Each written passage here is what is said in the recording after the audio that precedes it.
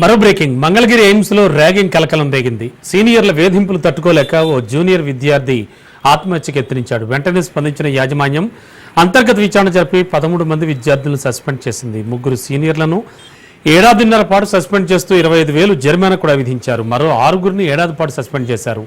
ఈ ఘటనపై పోలీసులు కేసు నమోదు చేయలేదని తెలుస్తోంది. సస్పెండ్ అయిన వారిలో డీన్ కుమారుడు కూడా ఉన్నట్లుగా సమాచారం.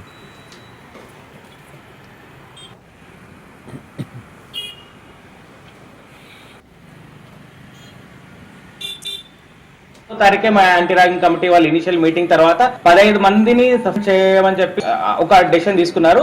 ఇమీడియట్ గా 15 మందిని ఆ రోజు నుంచి మేము సస్పెండ్ చేయడం జరిగింది. ఆ తర్వాత డీటెయిల్డ్ ఎంక్వైరీ లైక్ దాంట్లో సీనియర్ మోస్ట్ మెంబర్స్ నుంచి మొత్తం రిప్రజెంటేటివ్, పోలీస్ రిప్రజెంటేటివ్ వాళ్ళందరూ కమిటీలో పార్ట్స్ ఉంటారు. వాళ్ళందరూ డెసిషన్ తర్వాత 2-3 days back complete order final report వచ్చిన తర్వాత ఆర్డర్ తీసుకున్నారండి. దాంట్లో 13 మందిని సస్పెన్షన్ చేయడం జరిగింది. దానికి సంబంధం లేదని చెప్పి 2 వదిలిపెట్టడం జరిగింది. ఆ 13 మందిలో 6 మందికి ఒక సంవత్సరం రోజులు సస్పెన్షన్, ఇంకొక 4 ముగ్గురికేమో 1.5 సంవత్సరం సస్పెన్షన్, ఇంకొక 4 ఒక 6 నెలలు సస్పెన్షన్.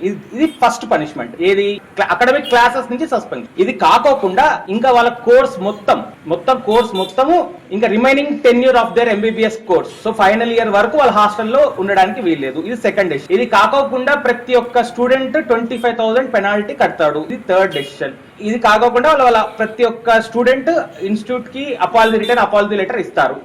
వాళ్ళు ఎప్పుడైతే జాయిన్ బ్యాక్ అవుతారో వాళ్ళు బిహేవియరల్ చేంజ్ సర్టిఫికేట్ ఒకటి తెచ్చుకుంటేనే వాళ్ళని మళ్ళీ మా దగ్గర క్లాసెస్ కి అలౌ చేస్తారు. That is after completion of their